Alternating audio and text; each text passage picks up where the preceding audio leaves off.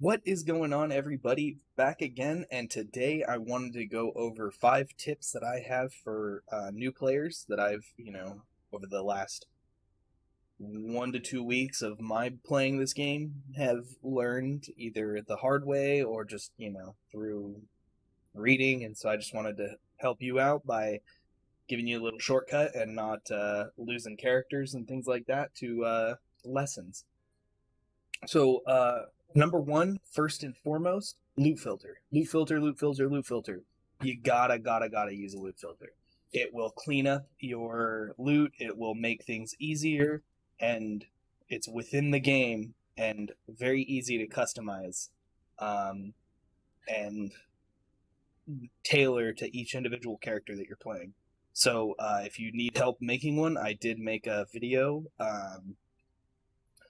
on a quick guide on how to use it, so you can check that out. And yeah, I do really recommend Loot Filter for sure. It's big number one, Loot Filter all the way. Number two for me is follow a build. There are a lot of interactions in this game between the different skills. It's not like PoE where you're approaching this giant tree. It is split off, and so it's a little bit easier to digest, but you still do want to follow a build, because for your first few, before you wrap your head, like, basically, if following a build, it'll allow you to, say this is the build, right? Like, now you're learning the things you're using. At a baseline, you're getting a really good sense as far as what each of these things do. That's a big portion of the tree that you'll learn by following a build, and like you'll kind of master, and then you can from there see, once you've learned that portion of the tree, you can look at every other point, and you can be like, okay, well, I can see why this is good or isn't because of this, and you have a baseline. So I do really recommend, for at least your first character or two or three, until you start to wrap your head around the class as a whole, I would recommend following a build. So number three is take your time on bosses. There is no enrage timer. There's nothing like that. You just really should take your time on the bosses. If you don't, you could just risk dying for no reason. So I'm going to go to a boss, and I'll give you an example of how there's one right there. Obviously, this is a boss that is way lower level than I am, so I will, be one-shotting it if I hit it. But my point is that, like, when you don't know the boss, you don't know what abilities they're gonna do, just don't hit them. I mean, this boss, you really do want to hit them while they're stacked up, because that's a free extra damage. But run around for a minute, focus on dodging the abilities, and learn what each ability is, and then you'll start to get a hang on, like, okay, it does it in this order, or that animation means that there's going to be some damage coming out. It really is something, I think, for your first time at each boss, really do recommend, just, even if it takes you, 30 seconds to a minute of just running around in circles like this, just to learn what the boss does, what the mechanics are, and then, now oh, okay, I just got to dodge the cold, and I got to stay out of that big circle for the lightning, and then, you know what to do. Obviously, that was way faster than you would be doing that boss at that level, but, you get the point. So, for tip number 4, resistances. They are more important than life. You'll hit a point where you can get both going, but early on, most of your gear, if it has 2 suffixes on it, you'll have maybe a piece or 2 with health. Like that one, I know I picked up with health, so that's why it's got health on it. But if you're crafting the pieces, you're going to be crafting them with double reses early on.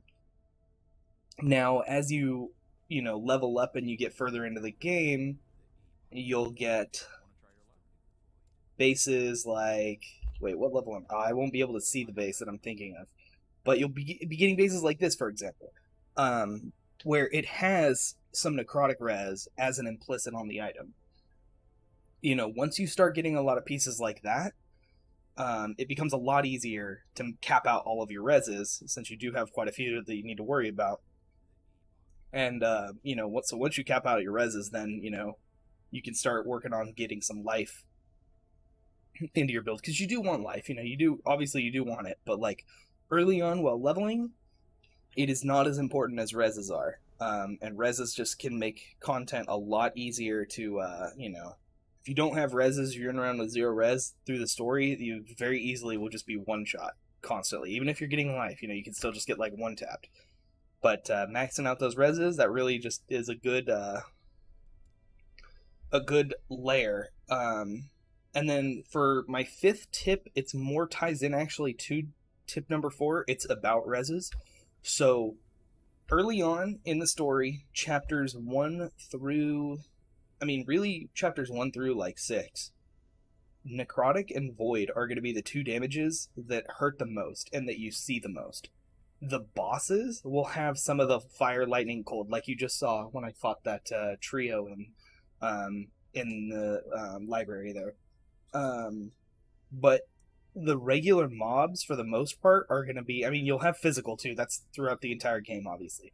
But the, like, Necrotic, Void, and Fizz, those 3 basically are going to be the first 3 that you want to be focusing in chapters 1 through 6. But by chapter 7, let me just show you. By chapter 7, when you hit chapter 7, you're here, and these mobs really do, this is literally where I'm at in the story right now. I've just run this and gotten to the town. The first mobs you fight when you hit chapter 7 are Fizz. Look at how much damage I just took. They do a lot more, just in general. But they'll have, like, as you can see with those projectiles, they're doing a lot of fire damage, they're doing a lot of Fizz damage, and then right after you finish this map, you run down the hill, basically, you get into, you'll get into right here, where's it at, there it is, these maps here, and everything, all the mobs are going to have cold damage on them, and it can really hurt. So basically, by chapter 7, you want to make sure that you're cold and fire, and then lightning as well, because you'll be seeing some lightning damage in the final chapters. You want to make sure those are capped by chapter 7. So early on, it's okay if they're in the 40 range. Like, my Necrotic is down a little bit now because I wanted to get those up. So, but early on, I would say, like, chapters 1 through 6, you want, like, you to be working on getting at least your all, everything but poison. Poison's less of a worry because of the fact that just, like, there's not much that does poison, and poisons are kind of weak early on. You do want to cap it out eventually, but it is the last res you want to cap. But yeah, so early on, Fizz, Necrotic, Void, you want to get those to 75% as fast as possible. And then by chapter 7, you want these to be as close to 75 as possible. And obviously, if you can have these at 75 as well, that is ideal. But if you can't, it's okay if they take a little bit of a hit for those ones to be 75. And then obviously by the end, after the story, you want to have everything at 75 as soon as possible.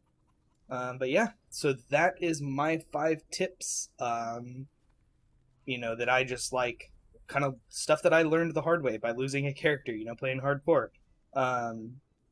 So I hope that helps you out. If you have any other tips that you've thought of, if you've played the game already and you've thought of things that people should know, let us all know in the comments. This is just the couple things that I could think of. I don't necessarily know that I covered really everything that's great as a beginner tip. But yeah, so if you have anything, let us know in the comments. And I appreciate everybody watching, and I will catch you guys in the next video.